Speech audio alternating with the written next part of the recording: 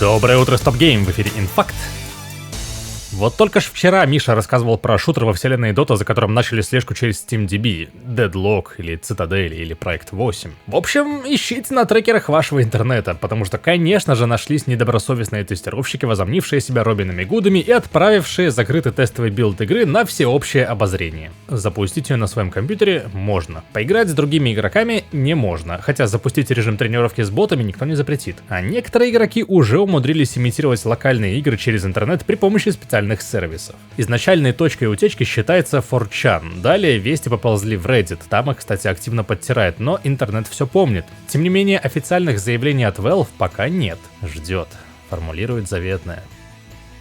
Ну вот, наконец, все наигрались в Hades 2, подумала студия Evil Empire и таки выпустила в ранний доступ свой рогалик The Rogue Prince of Persia. По заверениям разработчиков, на текущий момент базовый геймплей проекта готов и работает замечательно. Далее, приблизительно каждую неделю раннего доступа будут выходить патчи, полирующие и контентные. Из контента запланированы улучшение мета-прогресса, добавление врагов, оружия, уровней сложности, биомов, боссов, сюжетных арок, прокачки и других улучшений особенностей, и также хотят добавить побольше поддерживаемых языков. Русского, например, в игре пока нет. Мы уже успели поиграть в альфу и поделиться общими впечатлениями от проекта до вчерашнего запуска в рамках майского выпуска передачи Refund. Ищите на нашем сайте.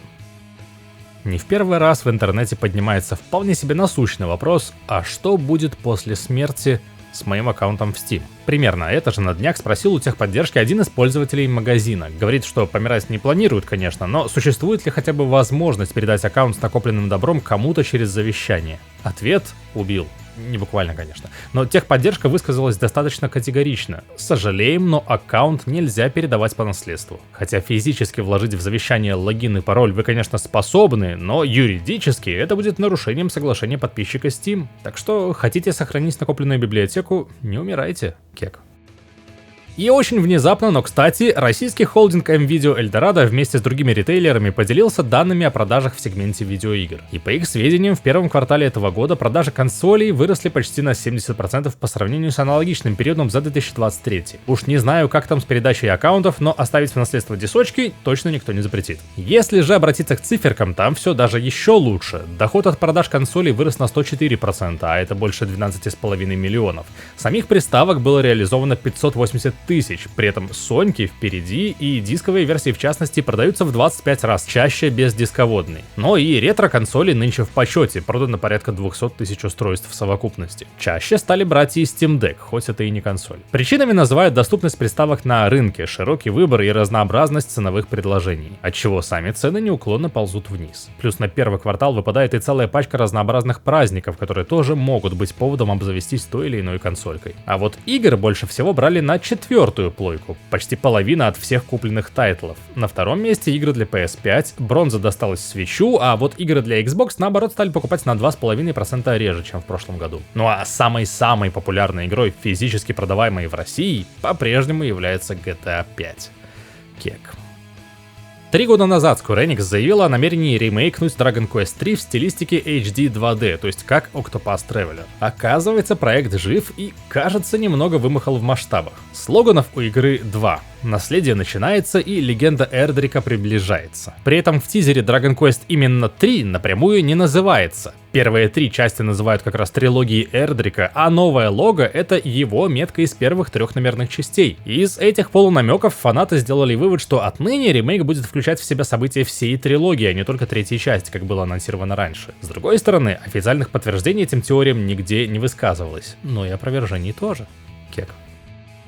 Инсайдер Dust Golem никак не успокоится и продолжает еженедельное осыпание своего экс-твиттера обильными инсайдами из Capcom касательно следующих игр Resident Evil. На этот раз он собрал огромный тред с кучей внутряков, но и посыпаний головы пеплом, дескать, многое из заявленного ранее могло уже устареть, но давайте к тейкам. Ранее он говорил, что Resident Evil 9 могут показать уже этим летом. Вот, говорит, внутри передумали, и теперь релиз хоррора намечен на конец следующего года или даже начало 26-го. Второй тейк — россказни о новом ремейке первой части, по словам Dust Golem, ерунда и неправда. Также он заявляет, что работа над переизданием Resident Evil 5 пока не ведется. Но зато Capcom готовит ремейки Zero и Code Veronica. И тут любопытно, что журналист Video Games Chronicle Энди Робинсон этот слух подтверждает. Мы собрали весь оригинальный тред инсайдера в отдельные новости, если есть интерес, ссылку оставлю.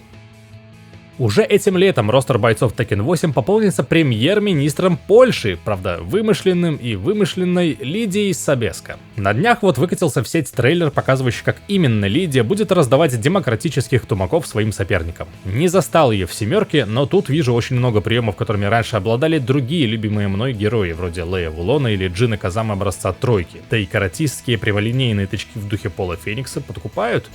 Надо будет поиграть, а ссылочка на трейлер будет в описании. Также сегодня вечером обещают показать первый трейлер новой колды Black Ops 6, и если не хотите прозевать, заглядывайте на наш сайтецкий stopgame.ru. Как появится, сразу же будет в разделе новостей, плюс там же можете глянуть мой обзор Senua's Saga Hellblade 2. Да, игра уже вышла. Доброго дня!